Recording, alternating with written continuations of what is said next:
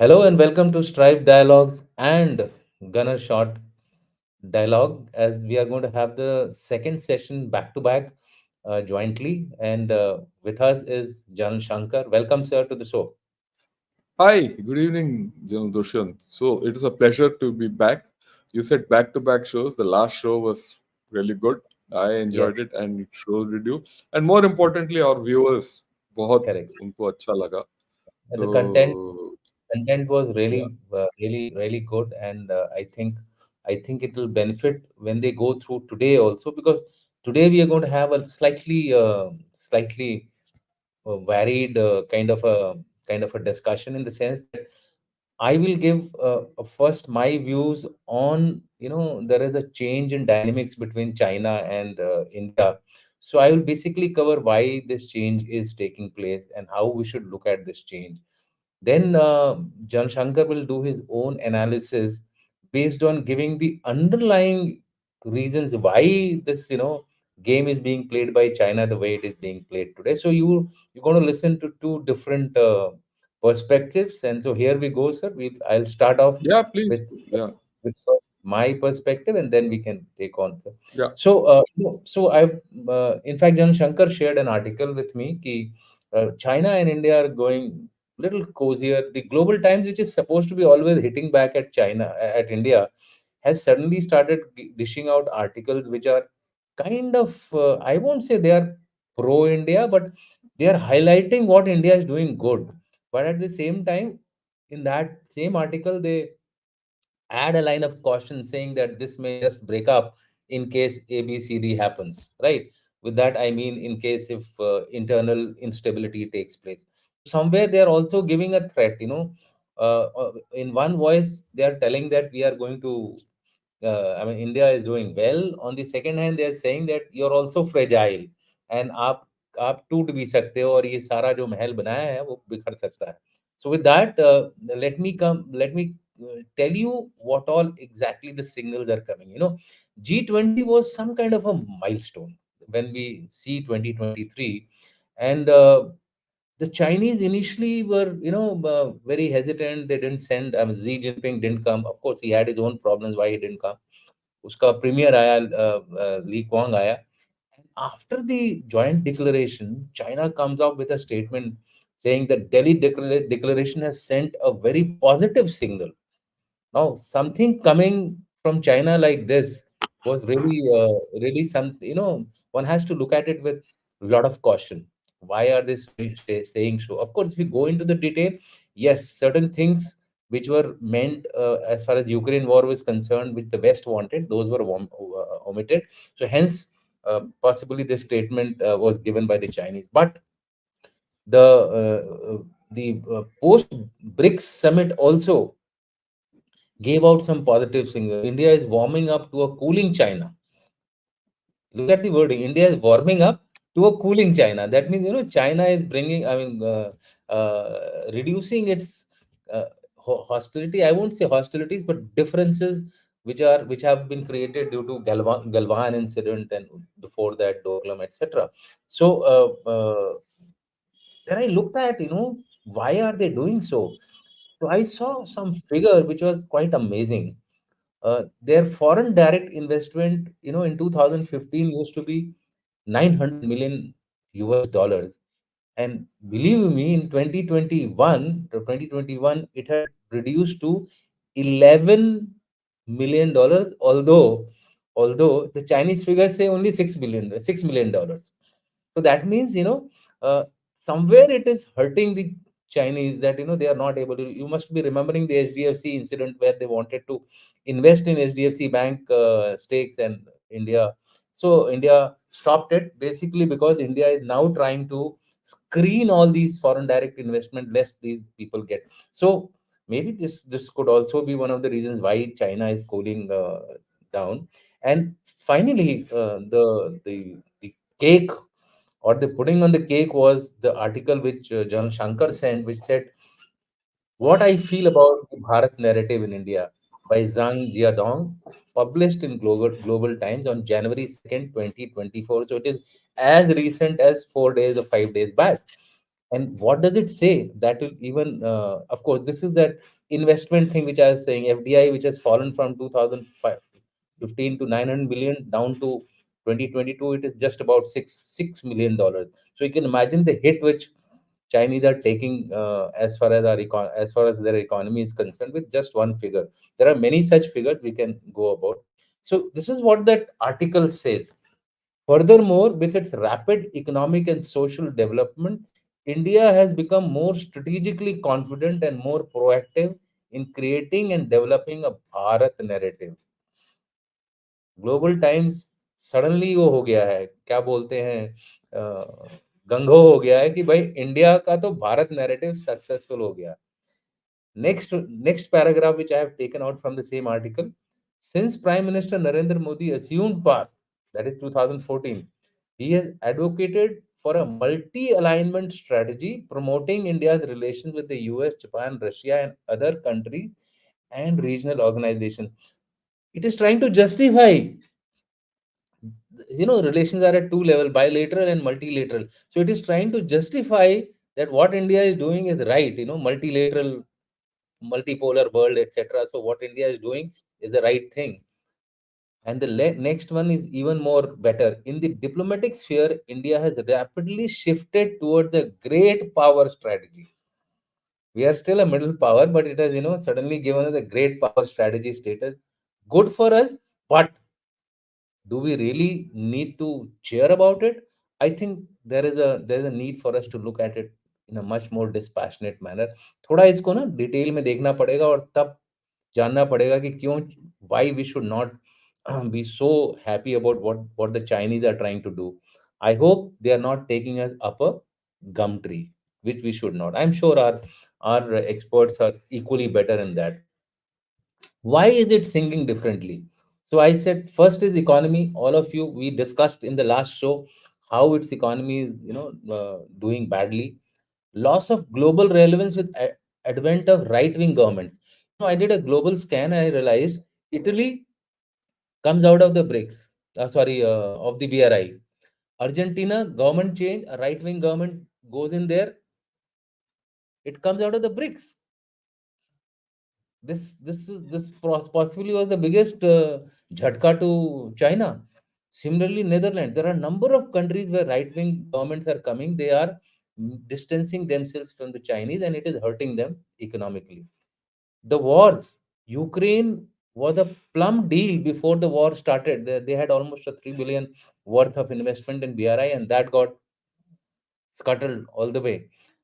Similarly, its military, it started doing purging in the polity as well as in the military, because of which one suspects that it needs something to show to its own domestic audience that they are emerging as I would say, a significant player in the global politics, which currently they are not. They have failed in the Ukraine crisis. They have failed in the Gaza crisis.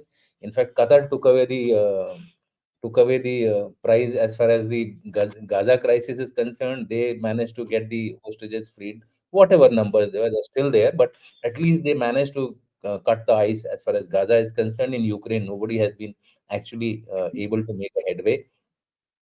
Then they have also seen that India has started getting capability to interfere significantly in South China Sea also, with its presence which is there in Vietnam. It has already always been there, and with the supply of weapons to Philippines, Indonesia, things are hotting up in South China Sea, that India is trying to get closer. Oh, I keep saying that we keep talking of string of pearls. वहाँ चोकर necklace हो रहा है उसके चारों तरफ. India is a major player in that, with the help of the Quad alignment. Then recent US pushback against India, Panu, Niger, Biden not coming to India. I think this may have also prompted the Chinese ki ye opportunity hai to get closer to India and again get its economy hooked up to India. You all would know that US became the largest trading partner with India, displacing China. This was a big jolt, because from 2015 onward, China was our biggest trading partner, except for 1 year where it was not in between.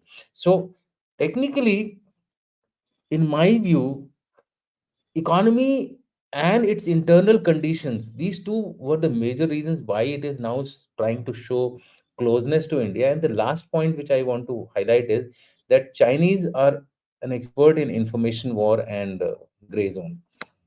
This could also be a part of its information operations to, somehow lull India into some kind of a complacency, and later on hit back at India at the right time. Yeah, So 1 minute, 1 minute. I just want to add what you have said. If you yes, sir. could go back, the thing about strategic presence of India in the South China Sea besides the Yeah, Indian Ocean region.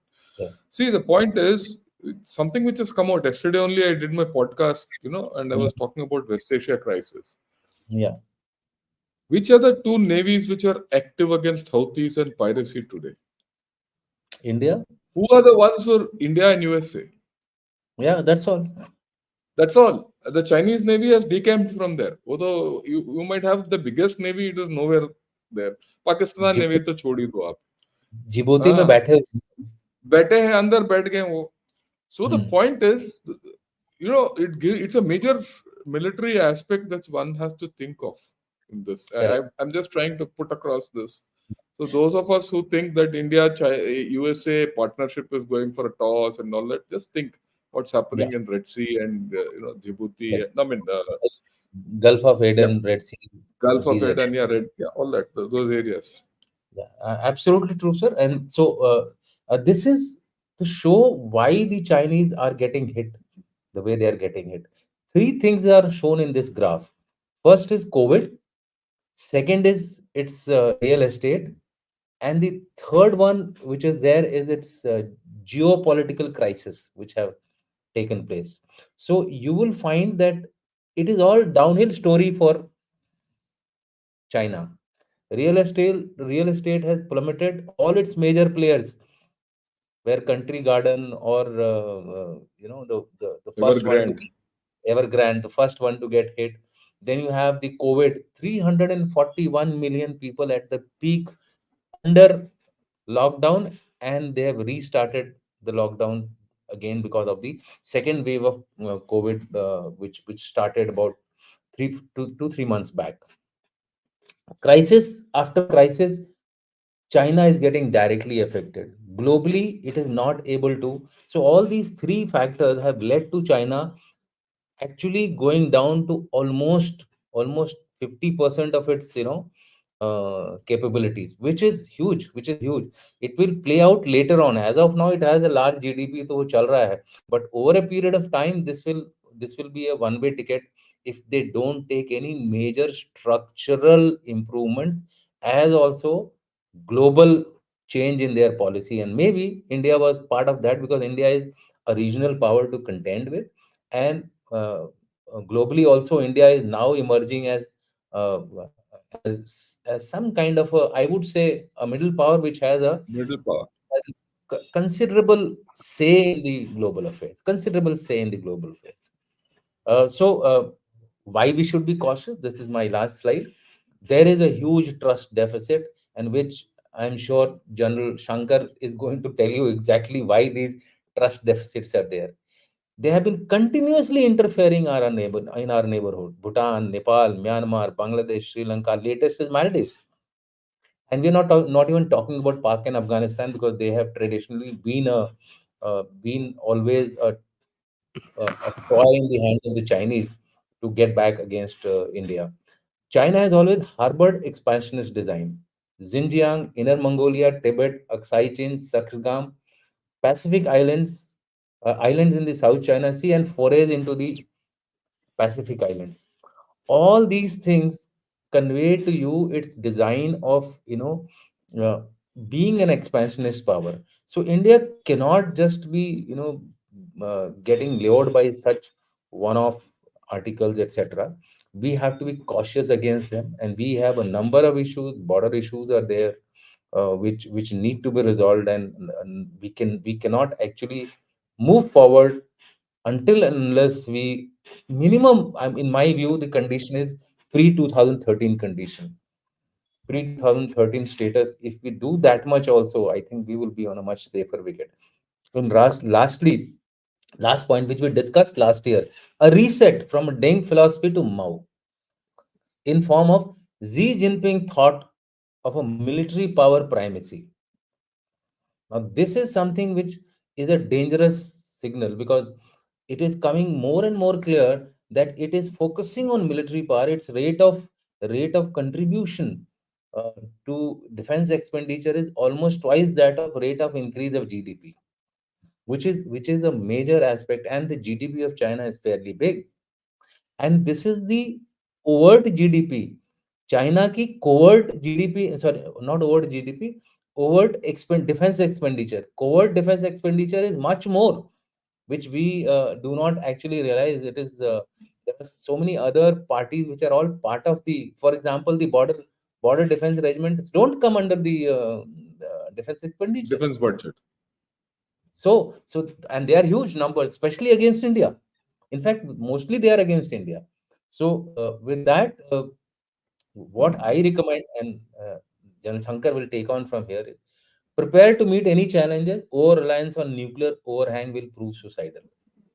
This thing that nuclear factor is there, so there would not be any major uh, uh, standoffs between India and China. I think we should be careful of that. We should be prepared for a major uh, standoff between the. What nature of this nature will be of this standoff, that's a separate point to be discussed.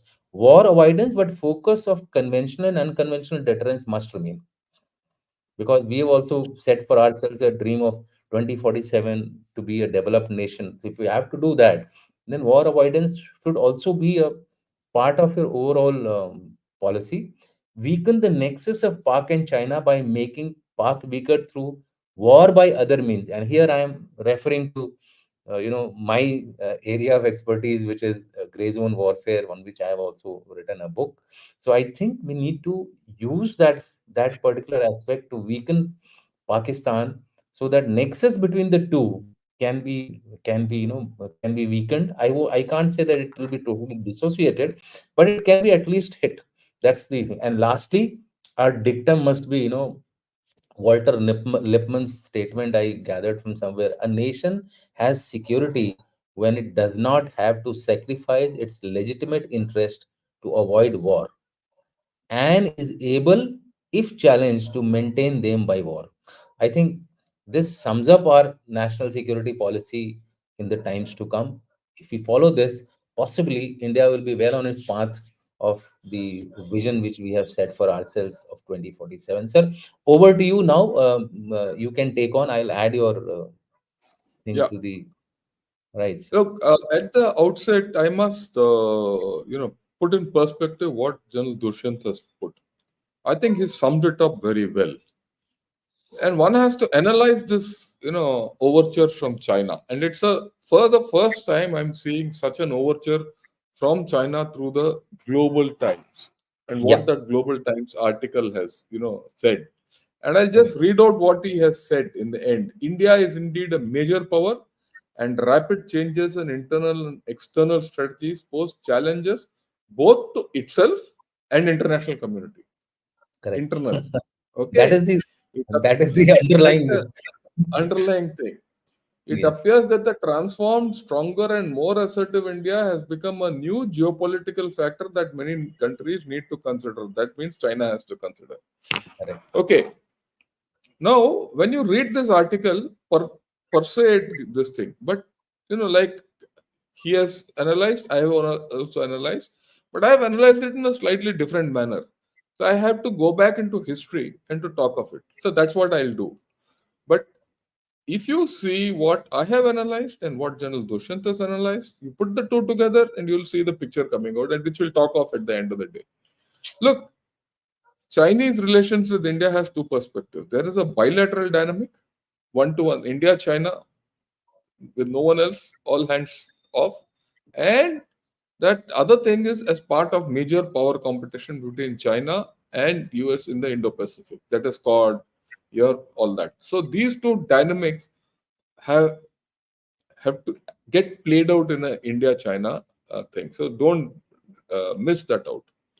Okay, what is the Chinese view? And this is historic. This is not over 1 day or 2 days. This is right from 1962. Their view is they feel that cooperation with India achieved through the use of force is long lasting, while that through compromise is fragile and short term. So, what do they talk of the use of force? Historically, they talk of 62, they talk of 67, they talk of Sundrangchu, 82. Okay. And of course, 2020, Eastern Ladakh. This is their view that by India के साथ लड़ाई करते रहो तो piece मिलेगा, आप उसके साथ बात करोगे तो नहीं मिलेगा. That's very important. Okay. Correct. There are certain other fundamentals. Look, very clearly, this, like what General Dushyant said, and we all know, China wants India on its side. And China also wants India for its own recovery. Let's not have any doubts about it. And that Yeah. I'll talk of a little later. If China has to recover, it needs India. If it does not have India, China might not recover. Okay. China does not want to take a step back on its stand on the LAC. Let's be very clear. This article has not spoken anything about the LAC, if you noticed. वो Correct. तो है, बाकी सब के बारे में ठीक है, हाथ मिलाओ Hmm. Type, but not on the LAC. And then Rana, China believes it's yeah, China, old China trick. old China trick. बाकी सब बात करो कि भैया, पर उसके बारे में नहीं. China Correct. believes its time has come as a superpower to lay down a Sino-centric world order, and that is exhibited through its military game and its diplomacy, which General Dushyant was talking of.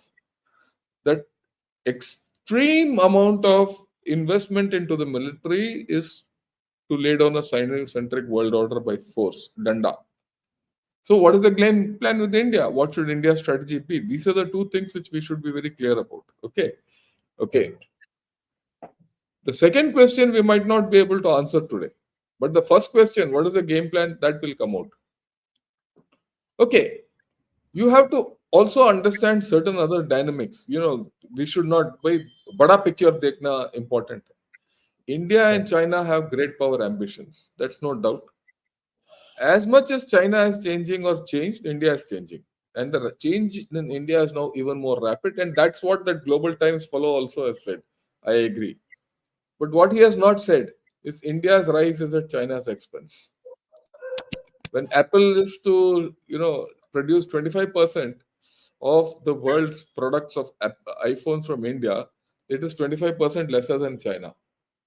Okay? So that's the thing. Then, next 25 years are important both for India and China to achieve their goals.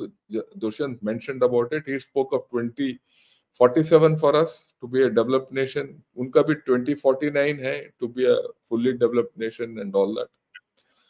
Then the next thing we have to understand, there is no history of two powers rising together in close proximity. Never has it happened. Correct. Okay?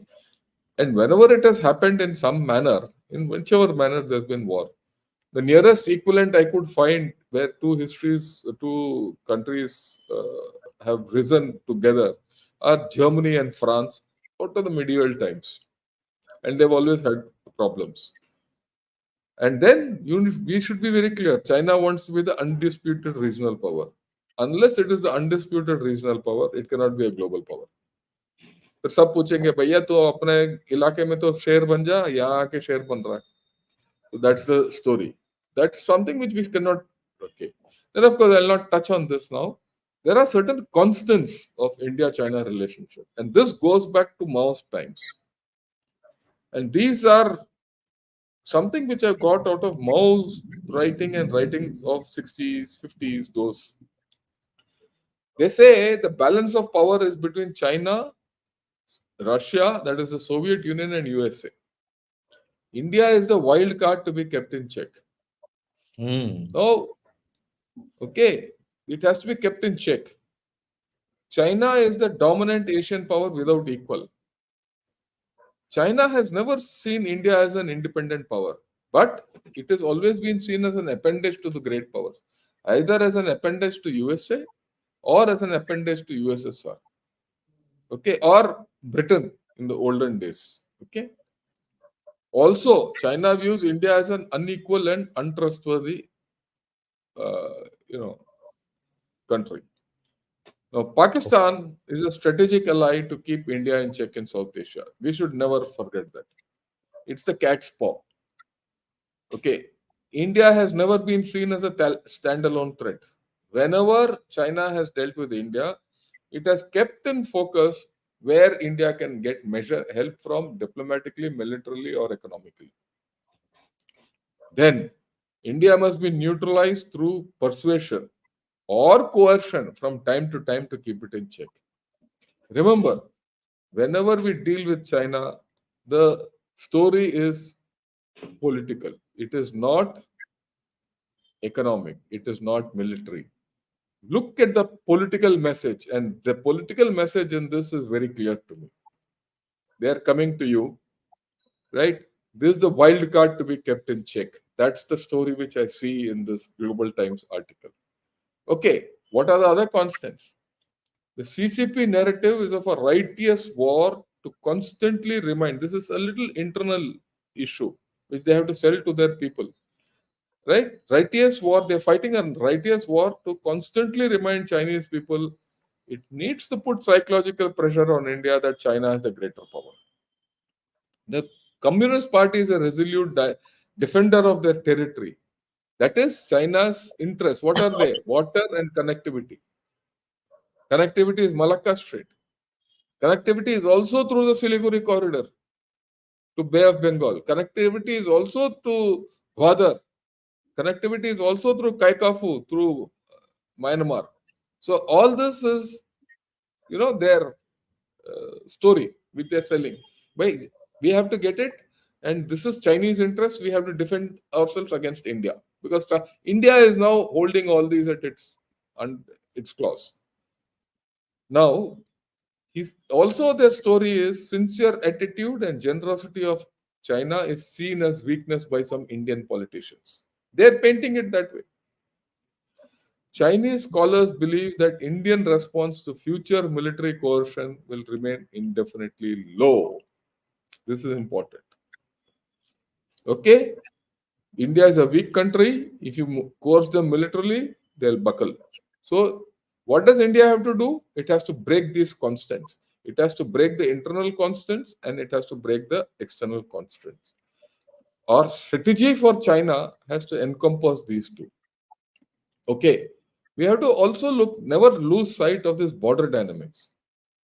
See, 1962 was the baseline. I look at it and I've never lost sight of it. Aksai Chin and other areas were occupied. Post 1962, we've had LAC disputes. Post 2003, there's a claim on China as South Tibet. They've expanded their claim because South Tibet as a nomenclature never was there ever in history. It appeared only after 2003. Post Yeah. 2020, they've occupied Depsang, Demchok, and we created buffer zones. If you see from 62 to 2020, China has been shifting the goalpost steadily. Today, all of us are talking about the last one. Why go back to the status quo ante of 2019-20? But we should be planning for 1962 status quo as of 1962 pre-1962 days. Okay, so this is something we should never lose sight of. China, if at all it has to make concessions, will be happy with this post 2020 dynamic and say we'll settle here. They will not like to touch the top three, so never lose sight of that. Yeah. Okay, then you have to also see there are three schools of thought in China. I have spoken of this with Brigadier Arun Saigal. I've spoken of this separately, and now I'm again speaking. Again, we should never lose sight of this because everyone says China thinks long. हम भी long think कर रहे हैं भाई. वो article को देखने से थोड़ी ना चलेगा. हम तो 62 तक पहुंच गए ऑलरेडी. उससे पहले भी पहुंच सकते हैं, बट बात की बात है. There is a hyper nationalist school of thought which says teach India a lesson.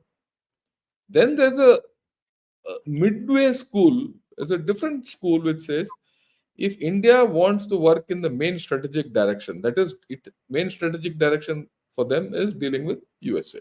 Yes. It needs to solve the problem on the secondary front, that is Indian front. Unless it has its fences mended with India, it cannot tackle USA. Okay, so they say if neglected, it will land in China in a two-front challenge. And they're worried. They not only talk of two-front challenge, they talk of a four-front challenge. And they talk of something called chain reaction warfare.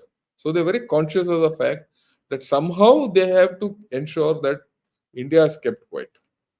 And India doesn't participate in US China confrontations. Today, they don't have that confidence. And my way of looking at it, this article, if you go back and read, he talks of that. He talks of it in an indirect manner, right? That in the change situation, China and Russia are, leading the way for developed world, and India is also part of that, something like that. I can read it out a little later. Then there's a third rationalist school, right? That's what they say. He says importance of relations with India is second only to the US. So best strategy is buy time, and this is what Deng Xiaoping also said. Leave it to the next generation. Buy time, but in doing so, continuously maintain pressure on the LAC and seek bilateral cooperation. Maintain pressure on the LAC, maintain pressure on the IOR, maintain pressure economically, maintain pressure diplomatically, maintain pressure through all your neighbors. So this is their whole story. You have to understand which is the school of thought coming through in this global times story. That Yeah. you have to pitch where is it coming. Okay, it is somewhere between the second and the third line. And the It is third one. neither. Yeah. Okay. So you have to understand this thing. And then there's a geopolitical logic. You understand this. China has not had to pay any geopolitical cost for use of coercion against India. Have we imposed costs on it? We also know that USA is not likely to get involved directly militarily in a China-India dispute. They also know that. They also feel that this is historic. USSR will or cannot take sides against India. For USSR, read Russia. USSR Correct. stroke Russia. So that means that their logic is very clear. कि भाई कुछ भी कर लो India के साथ. India knows that there'll be no cost on us. They'll get away with it. Okay, but we need to impose costs. And I think the time has come when we've started imposing costs on them.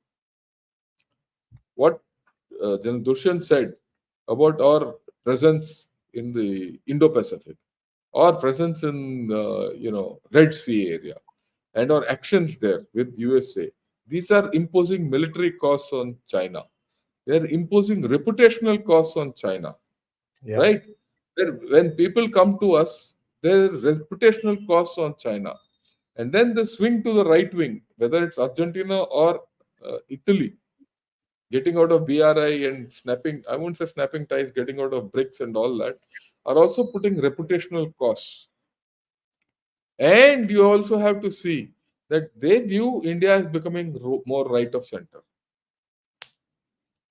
Okay, so they're worried about it. Okay, now let's look at why China will initiate conflict with India. Adventurism, right? Pure adventurism. It could be in the form of nibbling action along the LAC, which is the least cost action option, or repeated forays into IOR or entry into the IOR. Then I said impose reputational costs on India. That is what it keeps trying to do. Unfortunately, today we are imposing reputational costs on them. So there's a change in dynamic. That change in dynamic can come only if they mend their ways with us or they come out something. Then, of course, there is a punitive outlook, which I said. Okay. Now, they feel that 1962 war brought decades of peace for China. So they feel military coercion works better in forcing India to cooperate rather than dialogue. Hence, aggression is part of that reasoning. These things I took out from Mr. Vijay Gokhale's writings. Vijay Gokhale, who was our foreign secretary, he's written a fantastic article in Carnegie Endowment. That is what. Now, anytime when there is some action against China or with China, China will ensure that US and its allies cannot engage it through Taiwan. You remember 2020? When did it take action against India? It took against action against India when Theodore Roosevelt, their aircraft carrier, was down with COVID. Most of the US fleet, Pacific fleet, was inside harbor with their crews down. They were almost non operational. The country was suffering from COVID. Then they came into us. USA could not interfere. Same thing they'll try. Only thing is, they will try in a different manner. They might try it economically, they might try it diplomatically. They militarily, of course, they have to do all this. Okay, what is their overall strategy? In short to medium term, they will persist with multi-domain threats as a policy of Indian containment, which is happening. It is happening in Maldives. It is happening today in Bangladesh. It is happening in Nepal. It is happening in Bhutan, Myanmar, Pakistan. Everyone knows. Maintain military build-up and pressure along the LAC, which is happening. There's no disengagement which has taken place. And they're maintaining 50, whatever troops they are, they say 50,000, it could be 1 lakh more, all that. Right? So under this strategy, no early disengagement. Yep. Simultaneously continue build up in Indian Ocean. So that there's a two-front scenario for us. Two-front scenario, China alone will pose on us through our LAC and IOR. And it is there. We are in a two-front situation when you look at it from that point of view. And then their anti-denial, AD strategy in selective pockets of AR can also be expected. If tomorrow they establish some kind of a base in Hambantota or thing, then A2AD will come into play. Anti-area, anti-denial, area denial. Okay. Yep. Okay. So this is what I thought I'll put across to you. This is the backdrop. Yeah, we can take this off slides. We can now discuss. I want to discuss a few other issues. Right. Yeah. So So these are the few issues which have come out, which I picked out. After this article, I went into whole things. I said, yeah, why is this fellow doing all this nonsense? Now let me talk of the economic thing which General Dushyant spoke of. Okay. See, China's economy isn't a problem. We have to understand that, and it is a reality. And it's in a long-term problem. We spoke about it day before yesterday. We've been speaking about it. I've been speaking about it for the past 5 years. Now, what is China doing? Their investment was in infrastructure and property. Everyone knows that is going nowhere. What have they shifted into? They have shifted into investment. Sorry, they've shifted into manufacture. Now, when they shifted into manufacture, that means they're going to produce more goods, and those goods have to be sold somewhere, and their exports are down. Okay, you leave that China's bit as it is. India also wants to increase its manufacturing economy, right? We want to increase our manufacturing economy because we have headroom to increase, and that's the way. Because if you increase your manufacturing economy by 1 point of the GDP, the service sector increases by 3. It's a multiplicative factor. And we have tremendous headroom in manufacturing. We want to do it. Our increase in manufacture is at China's cost. That way, I've told you already, right? Like Apple shifting here, Samsung shifting here, chips being made, etc., etc., etc. Right. That's one part. Second, EU also wants to protect its factories, protect its automobiles, all that. They also raising tariffs and barriers against China. And that's what the latest round of talks with EU and China have indicated. Of course, EU has different problems, but it is also looking at protectionism. USA is already talking of de-risking and decoupling. So de-risking, decoupling is very high. Same with Japan, same with even Taiwan, and same with South Korea. So when countries go this route, okay, of increasing their own manufacturing, where will Chinese manufactured goods go? It will go nowhere. Okay. Again, if you read this article, he talks of a point. where India is growing more comfortable with its trade deficit with China. That is not spoken of, and India sees that trade deficit with China is not a bad thing, because when China gives its goods to India, India can export it value added. So what do they want to do? You have to understand.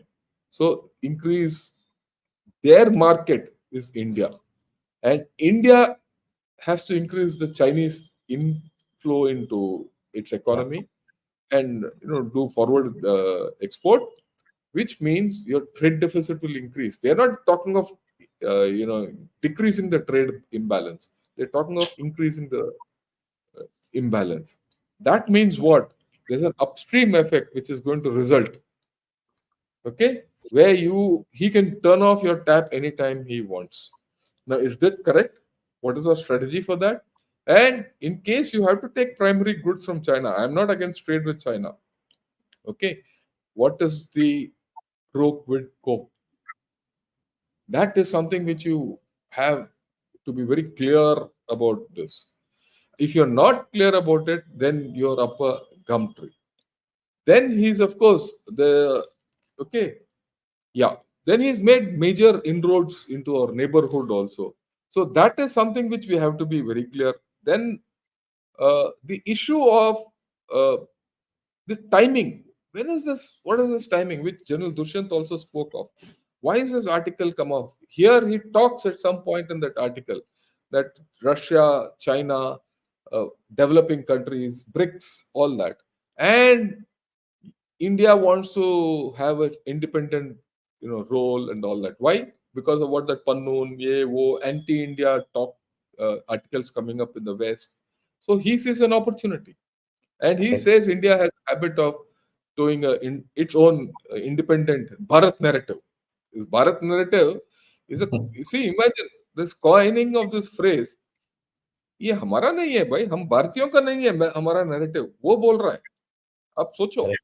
So this article is very strategic in nature, very deep meaning, uh, and actually I'm disappointed, Dushi, because a lot of our mainstream media has written about it, but no one has analyzed it. वो तो खुश हैं कि China वाले ने बोल दिया कि हम भारत बड़ा पावर बन गया, हम ऐसे ऐसे करते रहो, right? That's why I say, इसीलिए मैंने बोला कि I hope we are not going up a gum tree. हाँ, नहीं ये गम ट्री है, इसमें डाउट नहीं है. आप देखिए ये सब ना, ये why China will not recover, उसके साथ जोड़ के देखिए. Why, what you said, Xi Jinping is investing in military power. Why is he investing in military power?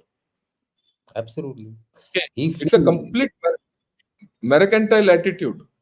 correct. भाई And he कल के says, दिन गन लाके और या वो बोल रहा है कि if we become a military power, prosperity and growth will automatically come. Automatically follow. What what या what a logic! What a logic!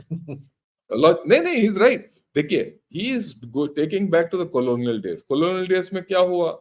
ये गोरे लोग आए थे, पूरे दुनिया में घूम रहे थे, अपना गन लेके, सर सबके सर पे गन रखा, बोला कि भाई तुम अपना स्पाइस दो, तुम्हारा आइवरी दो, ये दो, वो सब लूट के ले गए. और they forced you to buy their items at great price, third Yeah, rate items. They took raw material from you and did it. This fellow wants to do absolutely. the same thing. I mean, He let's not have doubts about it. he's hopping in Africa and Pacific Islands basically for this purpose. But purpose only. Okay. He wants raw material. Not only raw material, he wants energy. Energy is his Correct. major problem. He needs food. Food insecurity is getting bigger and bigger and bigger. He's bought half the farmland in Africa, for which is growing rice for him. Right? So he's got problems. Right? So I thought we'll put all this in this thing. And if you have any questions, we can, you any Yeah, I mean, point for discussion? yeah, there are few questions. I mean, we can take them on because somewhere they'll get Yeah, highlighted. yeah. Let's do it. Yeah, yeah, yeah. Uh, there are people who have possibly reinforced our point of Viewpoint. view. I'll just flash them just to say that. I mean, Yeah, he's yeah. saying that basically a trap, and I also agree with Yeah, it. हम It's a तो, yeah, I agree. our entire thing was on that. But more importantly, uh, this question, infected 420, what a name. Ask General Sir, China is communist country and they don't work like normal nation like we think they work, like mafia and like gamblers, said by Chinese Elmer Yuan. Do we analyze them like that point of view, sir? I had infected 420. Elmer Yuan is a disaffected person from China. Okay, वो तो भाग के आ गया. While he gives you an inside track of China, he is not a strategist. उसका सोच ना strategic thinking नहीं है. इसीलिए जो हमने परसों के दिन किया था, जो why China will not recover, आप उसको पढ़िए. ठीक है. You know, there's one comment I got on that, Dushi. I must share it with you and everyone. Okay. जो हमने see, Chinese people and the Chinese Communist Party has a habit of putting everything in the open, but covering it with their words. Yeah. And they put their intentions in the in paper. And you know that report will be 100 pages, 200 pages. You don't read it, but You don't if you read it carefully, you get the story out. And that's what I've done. You have to be very clear what their story is. I mean, the way I look at it, their story is very clear, and I'm analyzing from their point of view. I'm not analyzing it from our point of view. I've never spoken of our point of view today, nor has Dental Dushan spoken of our point of view. We are speaking of their point of view. Okay? Yeah. This question is not related to the discussion, but I thought we can cover it because it is Yep. relevant to it's relevant to the discourse of the the power politics Yeah. in our region. How much impact did Made in India make on defense sector or private defense community in India? Is there any changes from before? If there is, can highlight mainstreams in which happened. Since you were dealing with the defense corridor, I thought Yeah. you could just briefly briefly highlight Yeah. about it, and you are actually delving into it on a day-to-day basis.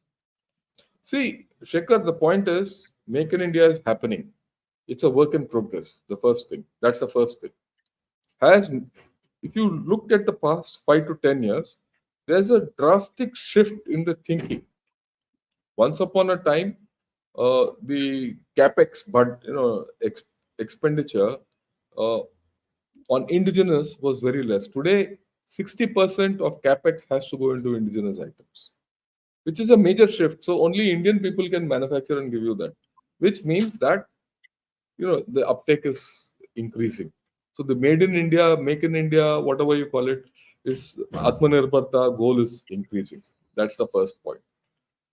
The second point, you are now started exporting. Now, exporting has a leverage for make in India, right? You have the moment you start exporting items, your make in India content has started going up. You have got started getting an international footprint. The moment you start getting an international footprint, things will start moving. Then Yeah. the offsets which you started having have started making a difference in India. Okay, what is an offset? The offset is you buy an item from a foreign country, right?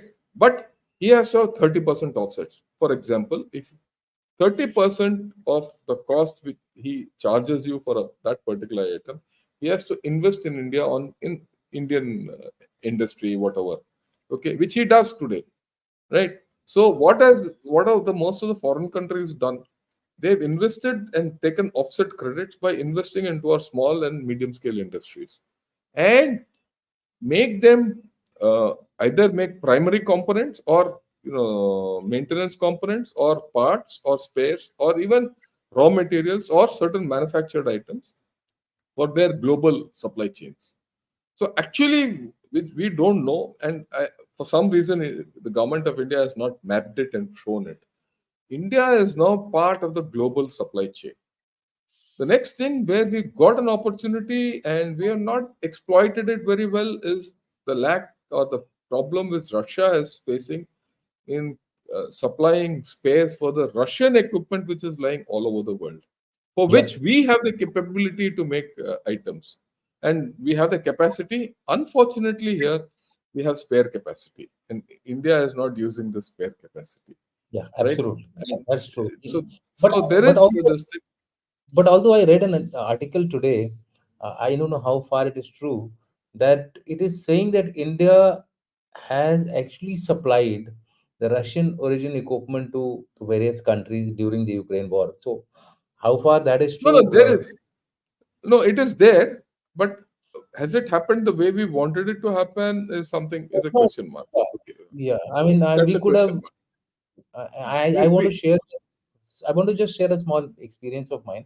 I'd gone to a defense industry, our PSU, and when we went there, there were three lines, three manufacturing lines.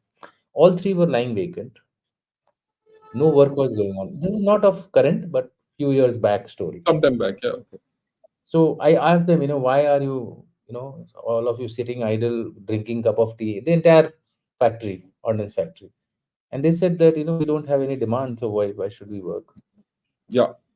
So, So but right, things have changed. Things have changed now with the breakup of the ordnance factories into its yeah, constituent groups and all that. Things have changed. Then, of course, see, we have now started making aircraft carriers, frigates. For example, INS Chennai, which is now operating on the Gulf of Eden, is made in Mazgaon docks. It's yeah. ours, right?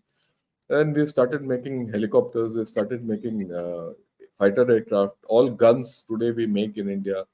So there's a lot of change. If you ask the question, is it enough? No. Like I said, it's a work in progress. We have a long way to go, but we'll get there. I have no doubt on that score.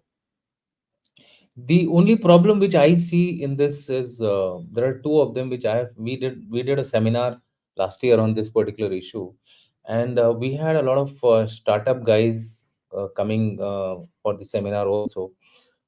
What they say is that the startups are not getting that adequate support. You see, the problem with the startups is even the SIDM is not actually, it's proving to be a kind of a bureaucratic hurdle in their financing also. Plus, they say that if you put us at the place of the problem, we will give you solutions which are much better than anywhere in the world. I think Yeah, that is missing. see that no, no, that is that they're absolutely right. These startups give you tomorrow's technology. Yeah, Okay, tomorrow's technology, and they leverage day after tomorrow's ideas. correct. Unfortunately, our orders are based on yesterday's ideas. Yeah, So if a big factory is making, say, a tank, let's say a tank, okay, it's making a tank based on an order, based on certain specifications. The correct. startup has specific ideas for tomorrow's specifications. So the guy who cannot entertain the startup because he has to deliver the tank as per what order he's got. And the startup has no role in that order. Yeah, Unless, and this is where the or in our defense forces have to step in and see how to encourage the startups, and this is a great affair. There's a great problem which we have, and that's a problem I'm prepared to discuss till cows come home on a on a different forum. we will do it separately. We'll do that. That's Yeah, why we'll do I that. Yeah. said this is not the topic for today's discussion. But next Yeah, one but is yeah, a no, topic. it's important. It's important. Yeah. Next issue is about today's topic. Should we build strategic support forces in line with China to expedite the adoption of new age technologies into our defense forces? Why not PhD in AI, ML, cyber security, etc. are not employed into this? So basically, I tend to Yeah. agree with it. Your views on it? Look, I don't think we should have a strategic support force for the simple reason we don't think like that. Unless our military and our political system thinks. I mean, you have to. I've done a research on the strategic support force, and I've written an extensive article on the strategic support force. See, strategic support force has two components. One is space, and one is networks. Okay, and then they carry out the three warfare strategy, EW, everything, information war, everything through the network department, and Yeah, space they're doing. We have never grown that way. Okay, right. We have never grown that way. So, and we don't have a concept. We don't even have a concept of even running an information war campaign. We are not. We are poor at narrative wars. We are way back. Okay, whereas the Chinese system is actually aligned to the way they have come, because the Chinese believe in propaganda. They believe in this mind warfare. Okay, we have never believed in that. हम तो बोलू हैं, हम तो सुन लेते हैं सबको और फिर बैठ जाते हैं, right? But we need to change our thinking. Do you need something like strategic support force? I don't think so. But do you need the capabilities which the strategic support force has? You need it as per our conditions. Okay. Why not PhD in AI, ML, cyber security are not employed? They are being employed. Dheere dheere hoga. You see, the other thing you have to understand is if you get a PhD in AI, ML, or cyber security, that fellow has to be given a problem to resolve. We have not come to that level. To be very honest, we have not come to that level. There's a big lag between the thinking in the service headquarters, the thinking in the MOD, the thinking in the DRDO, right? And the thinking in the academic institutions and the capability which we have. Those gaps are a matter of our, culture or scientific culture or lack of it, and or So you are suggesting, sir, politically, this is very interesting point you have raised, sir. So I would like to counter question you, sir. yeah, So yeah, you are yeah, yeah, you are suggesting that there is a major weakness even in our defense forces, where they are not looking at things in a critical manner to see as to how they can progress or go beyond their existing yeah, capabilities, existing yeah. systems. You look, the desire is there. The defense forces want capability based on AI, ML, and cyber security. There's a desire, but they don't know how to get it. That's a problem. Okay. I mean, I can talk of this with authority because I'm involved in it. Are they, if you go to them with a program and say, look, this is what I want to do for day after tomorrow, they're more than happy to help you. I'm doing it. I mean, everyone knows I've been openly saying I'm developing Ramjet technology for India. Right, Ramjet is not just एक माचिस का तीली लगा दो और वो गोला चला जाएगा आगे. It contains all this. It contains AI. It contains ML. It contains 3D printing. It contains a whole lot of propulsion technologies. It contains of GPS. It contains of navigation. The works it contains. It's absolutely cutting edge technology. And what we are developing is tomorrow's technology, which world doesn't have. And we are using PhDs for that. So we are using, but is it enough? I mean, it's not enough for us, for a country like India, which is on the move, to have 3 or 4 or 5 programs. You need to have programs running across the board, to the extent that even if 50% of them fail, at least 50% of them come through. I will not say 50%. Even if 75% of them fail, you should not be worried. For that, you need investment. You need thinking and investment. Okay. If you have a Neta who doesn't know anything beyond vote catching, you will not move. I mean, I'm being very candid about it, right? You see the difference when Mr. Manohar, I keep quoting this, when Mr. Manohar Parikar was the defense Defense minister, yeah, defense minister, I had a lot of dealing with him, and he's from a IIT, right? And we used to talk technology. We used to talk technology. Okay. And many of my cases, I used to go to him and say, look, sir, this is what I'll get out of this in this particular, story. He'll understand, he'll question me and all that. And when we used to go formally in front of, the boards and all that, there used to be people who will come and ask funny questions. Babus, ye, wo, who didn't understand all this the thing. At times, he used to tell people, yeah, just, bhai, dekho, uh, this is the benefit. I'm convinced of it. Just let's go ahead. So there's a difference. Now, if you have a Neta who doesn't understand technology and you have a set of bureaucrats who don't understand this technology, what's the point of someone asking for this technology or someone going and saying, I'll give you this technology, because they don't know the value of that technology? So we are caught somewhere in between today. I mean, I I will not say we are at zero. I'll not say we are at 100. Are we at 50? We are not at 50 also. But are you at 20, 30? We are going up. But I must tell you, from what it was 5, 6 years back to now, a lot of things have changed. Yeah, I mean, When will, I personally feel, sir, that what we have done in terms of, like you rightly said, the bureaucrats have very limited knowledge of Yeah, technology. they don't have.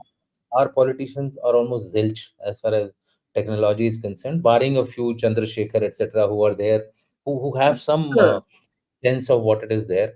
In fact, we had projected that Chandrasekhar should actually be the, somewhere defense in the minister. Ministry Yeah, of I Defense, understand. at least as a Minister of State, whatever it is. So, the devolving of powers possibly is the way ahead in our system, given our system. So vice chiefs were given more and more powers. I think that route should be followed a little more, Yeah, so I so agree that with you to a large so that extent. Yeah, yeah, so that defense secretary, rather, sorry, not defense secretary, the chief serious, instead of being a DOP guy, should start looking more at the capability and other production. things. Yeah, no, no, Yeah, I agree with you. There's a big change which is required, and look, it's happening in a country like ours with a democracy. we There's have to accountability. we have to And go then by the fact we have to also realize that the bureaucrat is not a fool. He's quite a smart guy, and he yeah, knows. And many of our bureaucrats are technologists. For example, the present yeah, defense secretary is from IIT Madras. He's or alumni. The previous correct. defense secretary was from IIT Delhi.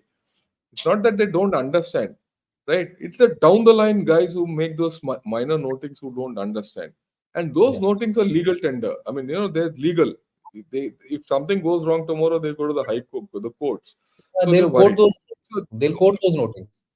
yeah, so those there are problems in this. We other problems. So and our MOD and the defense forces are bifurcated. They're not fully amalgamated. So there are a lot of things which we have to do. Yeah. But then we'll take Next, it up on a different day. Yeah, next question, sir. India insists normal ties with China hinge on border peace, while China champions hyper nationalism. You just spoke about it. yeah. An endorsement from global times, though appreciated, may not alter this fundamental strength. I agree with it. So, I I think think, yeah, that's what we put across. See, it yeah. is So, not only border peace. You have to understand the larger viewpoint of what China is. That is why I said wants to be undisputed power. India is a wild card. India is to be kept. Peace with India will not. Talking with India will not buy them peace, but coercion of India will buy them peace. That's why I put the context. It is not border alone. You have to look beyond the border. You have to look beyond the border on the geopolitical intent. Okay, they will try and put reputational costs on you. It is just not border. Most of us think it is border. It is not border. I feel it is beyond the border. yeah, yeah, absolutely. Next question, very interesting. Ask General Sirs, define the term middle power as lower oblique different than major power, global power, world power, superpower. Explain in numbers why Bharat is middle power and then what is China now. Okay. I think Look, there is a JB, genuine confusion which we keep creating these terms. So it would be worth uh, elaborating on it, sir. yeah, I have written an article on this, JB. I have written a full article on this, the rise of middle powers. Today in the international structure, yeah, you have two global powers, okay, in USA and China, and you could think of China as a global power in certain respects. It's not Yeah, economic, but in other respects. If you in some leave that respect. out, the rest are all the rest are all middle powers. When you look at a middle power, it could be based on demography, it could be based on technology, it could be based on historic things. Like the European Union is all middle power status because of their economy and their technology. You are a middle power because of your demography and your rise, and each middle power has its own constituency of satellite nations around it. Like Saudi Arabia is a middle power in Gulf. Iran is also a middle power in the West Asia. So there are classifications. All this, how middle powers get classified? It could be because of size, because of like Australia, or it could be because of its rising nature and population and spread like Indonesia. Okay, or Japan because of its technology. Yeah, So all this I put down in an article. What I'll do is in Gunner Shot, I'll put this article again on middle powers. I'll post yeah. it and have a look at it. I think Right? it'll be worth it. It'll be worth it, and People will Yeah, have the clarity what is required. yeah. And also it could be in terms of the area where you're talking about. Yeah, So if you're talking about the yeah. military, Russia would Yes. definitely figure very high in the in that. Yeah, yeah. There's no doubt. Yeah, Russia is There's no doubt. not a global power. If you look at militarily, it is definitely a global power. Global It has power. the Yeah. reach. It has that much of reach. So we'll go next to next. We'll take one more question. I think that Yeah, yeah, yeah. No problems. because we're getting okay. Uh, this is a counter view. That's why I'm asking you Yeah, that's to, okay. because you had put a the slide on the status. Where should we go? Pre 1962 or pre Yeah, yeah, 2020? Or I had said as first step we should try to do a status yeah, quo pre 2013. That was my, because I wanted Depsang and others to come back to us, right? yeah, yeah, yeah. So this is a question asked by Adil. Sir, Chinese don't recognize LAC or our point of view of LAC. So rather than thinking about 62, 67, we need to focus on developing border infra and bring stability on LAC and then open new fronts. Yeah, Adil, I agree with you completely. Okay, I'll first talk of focus developing border infrastructure stability on LAC. Just for your information, on 17th or 18th, I don't remember offhand, I'm going to have a talk on gunnershot with General Sanjay Kulkarni, and we're going to talk of the change in the border infrastructure and LAC uh, in Tawang sector and in Leh. Actually, today he's in Leh. He's just come back from Tawang. When he came back from Tawang, he said, I'm going to Leh. So why don't we talk about the change? And he's brought some beautiful pictures which will show, right? And there's change happening, and that stability is there. I have no doubt about it. At some point of time, you have to start talking of the LAC. Unless you get stability on the LAC, you go nowhere. But Yeah. what the Chinese want to freeze the LAC as it is, get it out of the window, or probably convert the current LAC as a pro quid quo, but never lose their story on Arunachal.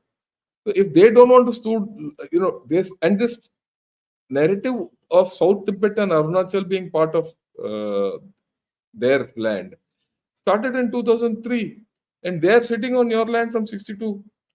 Why are you not talking of it? Why are you hesitant to talk of it? You should talk of it. Otherwise, it will go out of the equation.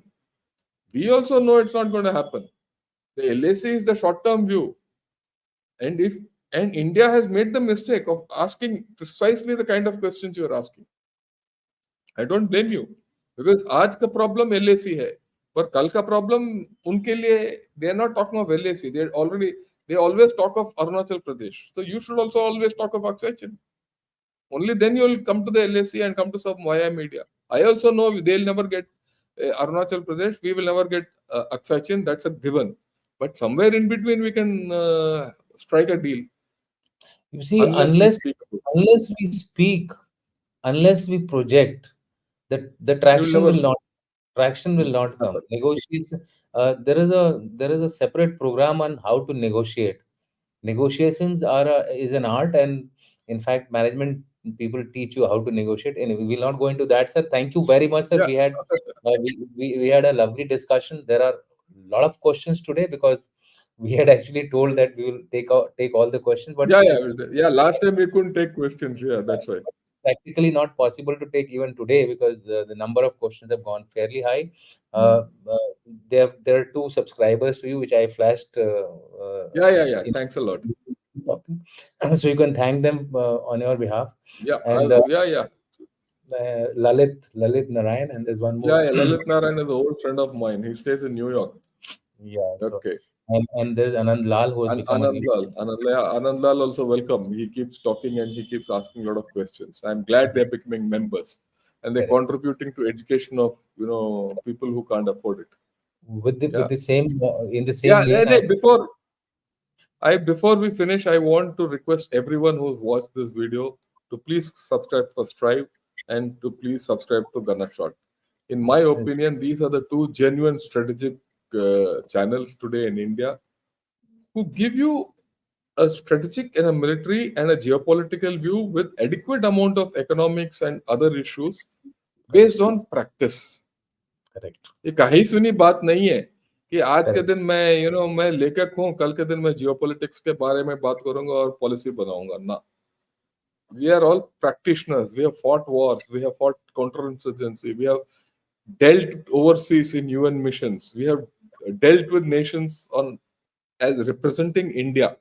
इसीलिए behind me, you see the Ashoka pillar is there. I'm proud. I wore that Ashoka pillar here. So did he.